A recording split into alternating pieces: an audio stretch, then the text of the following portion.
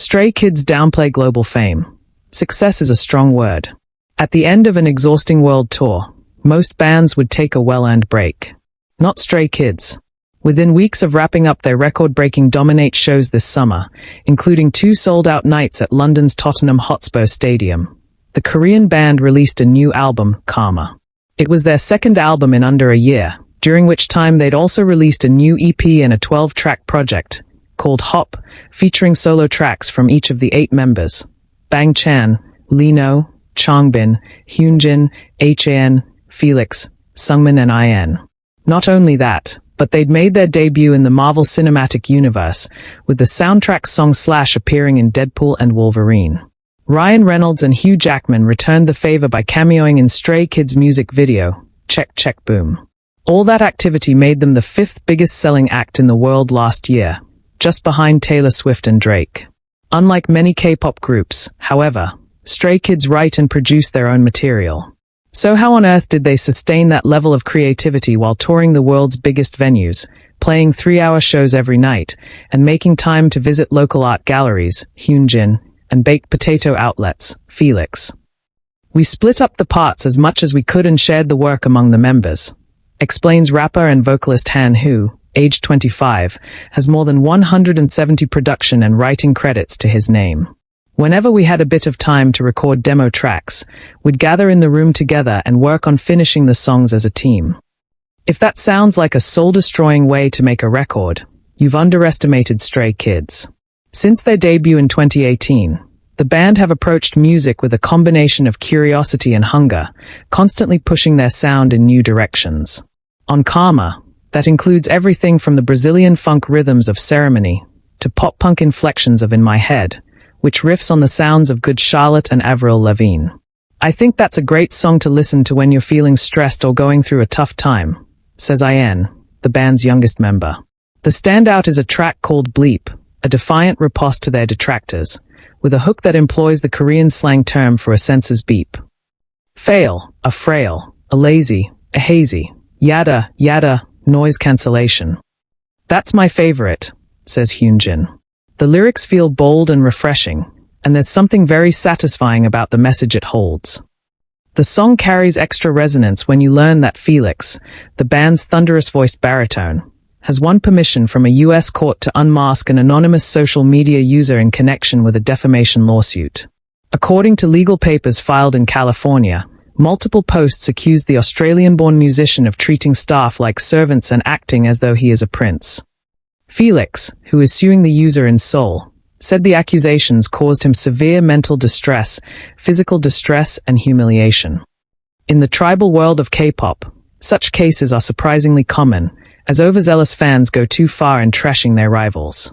But, for the most part, Stray Kids prefer not to focus on negativity. Their new album is titled Karma to reflect the good energy and connection they've built with fans over the last 7 years, says Lee No. We felt this was the right time to tell that story, because we can really feel all the positive karma that's come from our hard work, adds Changbin. Anyone who's watched their YouTube series will know they are more interested in fun than friction. Whether it's I.N dressing up as a grandma, Changbin dunking Seungmin in a swimming pool, or the running joke about their record label supplying inedible birthday cakes. On social media, the band forge a strong connection with fan army, known as Stay, with late-night live streams and Q&A sessions conducted from their hotel rooms. It lends a particular intimacy to their celebrity, a quality that extends to their live shows. In London this summer, I was struck by the way Stray Kids collapsed the distance between the stage and the audience. Amid the precision choreography and pyrotechnics, they held dance challenges and karaoke sessions, and ran fans' names across the screens during the Coldplay-esque ballad cinema. Between the songs, Changbin said he was honored to play in Tottenham Stadium because of his love of English football, and his bandmates started chanting spells in British accents, as if they were auditioning for the Harry Potter reboot. For the encore, they cleared the perimeter of the stadium floor and drove around on giant, telescoping platforms, trailed by inflatable characters, like they were in a Macy's Day Parade. As a result, even the fans in the cheap seats got time up close with their idols. It was such an incredibly happy time for us, recalls I.N of the tour. I feel like we'll be looking forward to moments like that every day, and the tour really reminded us just how precious Stay is to us. During the tour, I realized just how many Stay are out there supporting us, everywhere we go, adds Han. That really left a strong impression on me. In America and Europe, Stray Kids dominate tour set box office and attendance records for a K-pop band, with 1.2 tickets sold and receipts of $182 million, £135 million. As a sort of victory lap, Karma went straight to the top of the US charts, making them the first band in history to debut at number 1 with each of their first 7 albums. But when you ask them about all that success, the octet are suddenly bashful. Successful is a really strong word, and I honestly do not have the confidence to judge if we are indeed successful or not, says Bang Chan, the group's designated leader. What I can say is that Stray Kids, including myself, have reached very far, but we're still very hungry to achieve more milestones. Conquering the UK is definitely on the bucket list.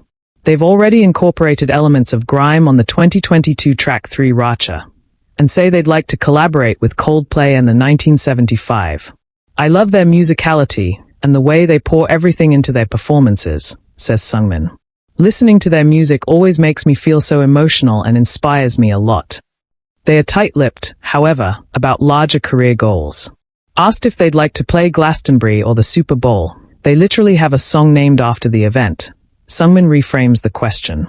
Short-term goals are great, of course, but our biggest goal is to be a group that stands the test of time and remains in history as one of the longest-lasting groups. It's an ambition they make explicit on Half Time, a boom-bap rap track that references the renewal of their contract with record label JYP Entertainment last year. This game isn't over. It's way too vast, Felix promises.